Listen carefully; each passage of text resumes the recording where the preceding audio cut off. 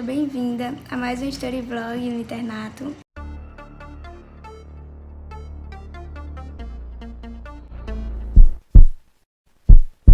Hoje a gente vai finalmente finalizar o meu TCC. Vocês vêm acompanhando, eu já fiz um Story Vlog sobre o TCC, a primeira parte da questão de fundamentação teórica e justificativa, e agora a gente vai fazer o relato de caso em si, os resultados, né, e a discussão com base na literatura também.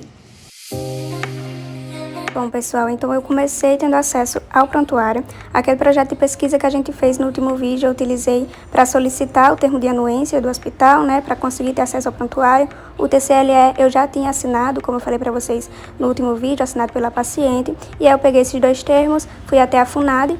As funcionárias já estavam avisadas, porque minha professora, que é a médica que acompanha a paciente, já tinha avisado a elas. Peguei o prontuário, li lá dentro mesmo, o prontuário não saiu do hospital, e eu li em uma sala fechada, só eu e o prontuário, para evitar ao máximo o vazamento de informações de acordo com os aspectos éticos, né?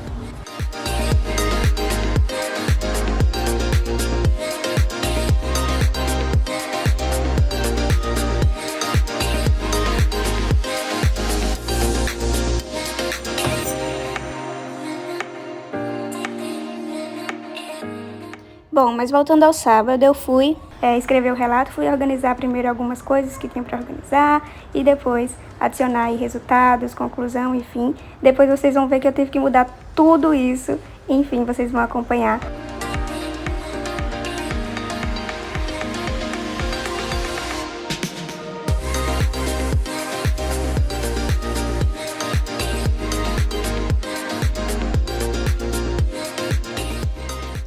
Eu só tive acesso ao prontuário na sexta, mas eu tinha que submeter até terça para dar tempo o CEP ver e avaliar, e eu consegui defender o meu TCC em junho. E por que, né, que eu submeti tão em cima do prazo? Porque no relato de caso a gente tem a modalidade D da submissão lá na plataforma Brasil, que você pode submeter o projeto completo, o relato de caso completo, na verdade. Você pode submeter o projeto e depois fazer o relato de caso depois de aprovação, ou você pode submeter já com o relato de caso para poder ter aprovação. Isso porque eu já não tinha tanto tempo, né? O projeto 1 deu errado e o projeto 2 eu fiz em 6 meses.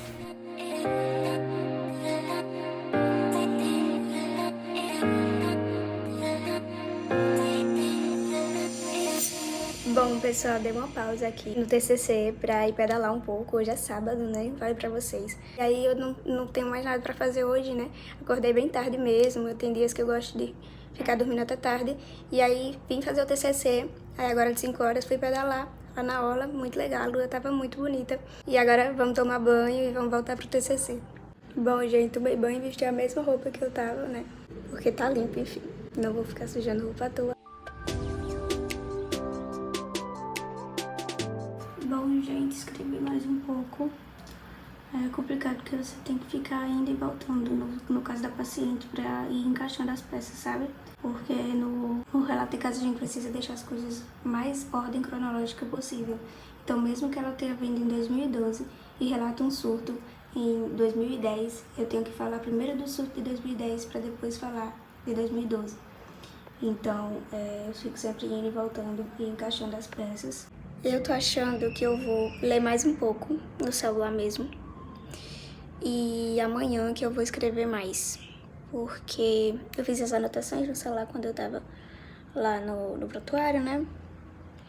E amanhã que eu vou escrever mais. Porque, né, já tá tarde. E eu tenho hoje e amanhã pra fazer isso. Vai dar tempo tranquilo. Eu tava preocupada em ter só a segunda pra fazer isso.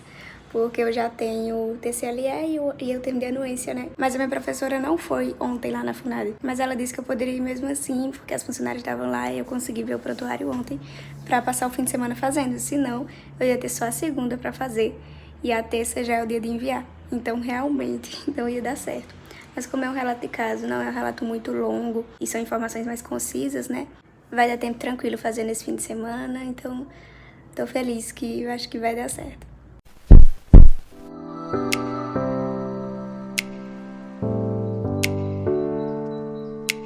Bom dia, gente. Domingo. Acordei agora umas 10, 11 horas. Eu gosto de acordar tarde, como eu falei pra vocês, quando eu tenho tempo. E agora vamos terminar o relato e iniciar a discussão.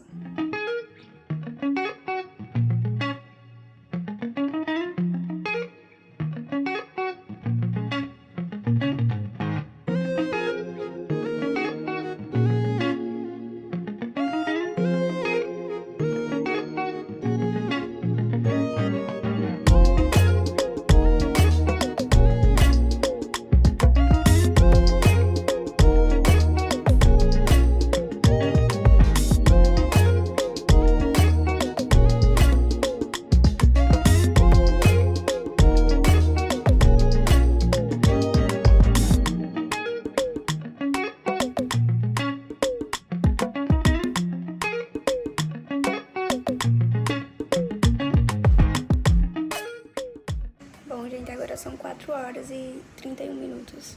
E eu vou iniciar agora a discussão.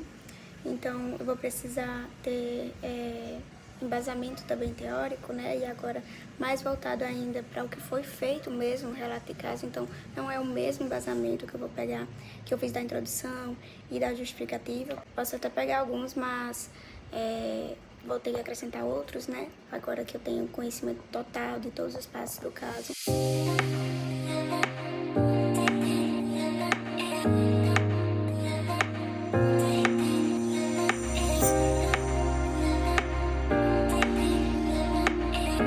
Bom, gente, na discussão, eu pego a literatura, vou ver artigos bons que falem sobre o assunto e aí eu vou comparar, né, o que tem na literatura e o que foi feito no caso.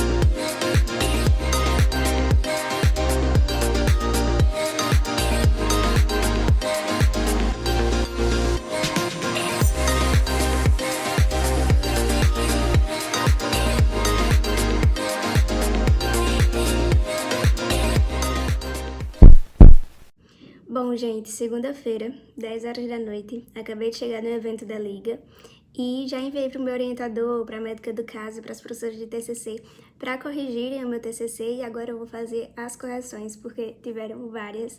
Enfim, gente, eu tava tão automática e só focada só nisso, né, que eu deixei passar tanta coisa. Até regra de ABNT de sumário, para vocês terem noção. Eu falhei, mas aí agora eu vou corrigir tudo e depois eu mostro pra vocês o projeto final.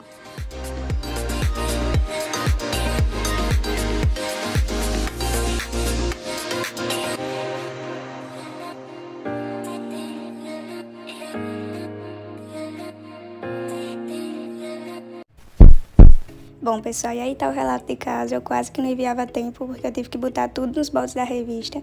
Mas aí tá a capa com o nome da universidade, o título do relato de caso, meu nome, o local e o ano, né, que foi escrito. Aí a contracapa com meu nome em cima, o título e a descrição do projeto, né, que é um projeto para conclusão do curso, o nome do meu professor, pesquisador responsável. E aí eu tô ajustando o idioma de correção, né, porque tá para corrigir como se fosse inglês, por isso que tá tudo vermelho como se estivesse errado. Aí eu tô mudando para o português. Local e data, e aí vem o sumário, né? Resumo, o extract, que é o resumo em inglês, introdução, enfim, todas essas partes do trabalho, né? E aí não tem mais os pontos e a correspondência da página como tinha no projeto, porque ali era a regra da ABNT para projeto de pesquisa. E aí o resumo com as palavras-chave, enfim.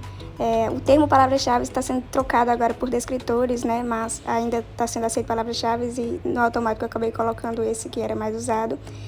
No abstract o espaçamento está um pouco grande, né? Tem que ser simples, tem que ser então tem algumas coisas que eu preciso modificar, mas eu não posso modificar antes da apresentação, porque eu tenho que apresentar lá, defender o TCC conforme eu submeti à Plataforma Brasil, e como tinha pouco tempo, teve muita coisinha assim estrutural que eu acabei não editando, não ajustando antes de enviar, e isso me frustrou muito, mas o conteúdo em si está muito bom. Aí na introdução eu coloco a importância das duas condições que a paciente traz, que é o aneurisma e a esclerose múltipla. Então eu trago dados de mortalidade, de expectativa de vida, eu trago o quanto que essas duas questões são importantes isoladas, e aí eu trago um agravante, que é a minha paciente, do caso que está sendo relatado, que ela tem as duas condições concomitantemente. Isso para provar, né, demonstrar a importância, a relevância do caso que eu estou relatando, e aí também coloco que fiz uma pesquisa nas bases de dados Cielo e PubMed, e eu não encontrei nenhum caso que unisse essas duas condições, como o meu está trazendo.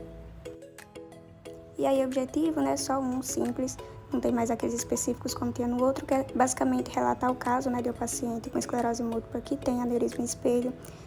E aí, materiais e métodos que eu falo, desenho de estudo, que é um relato de caso, né, estudo observacional. E aí, aspectos clínicos, riscos, benefícios que sempre tem.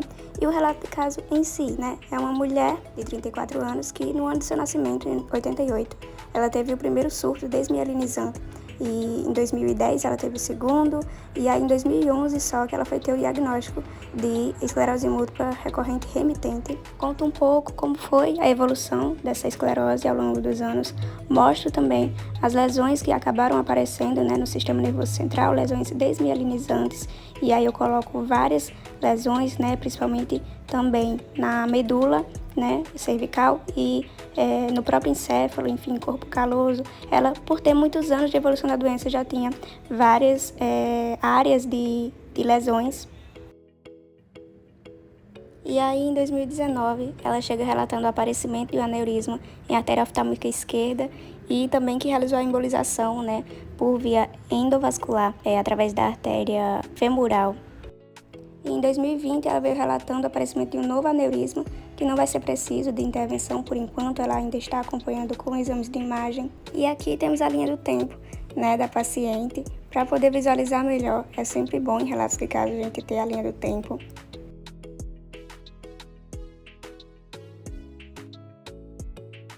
E aí, na discussão do relato, eu pesquisei nas bases de dados, né, peguei uma literatura que eu conseguisse comparar o meu relato com o que está escrito na literatura. Como eu falei para vocês, eu não encontrei mesmo trabalhos que relacionem a esclerose múltipla com aneurismas múltiplos, mas consegui comparar e discutir bem com os dados que eu trouxe.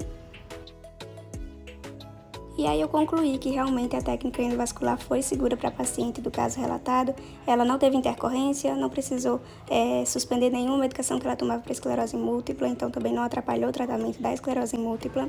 E aí o cronograma, que também modificou do projeto inicial que eu mostrei para vocês, o orçamento que está o mesmo e as referências que também mudaram, porque nas normas da revista a gente tem que numerar elas conforme a ordem que elas vão aparecendo no trabalho, ordem de citação. As referências que estavam antes eram conforme a ABNT, descrevendo o nome da autora ou do autor e o ano de publicação abaixo de cada citação direta ou indireta, e lá embaixo, no final de tudo, por ordem alfabética.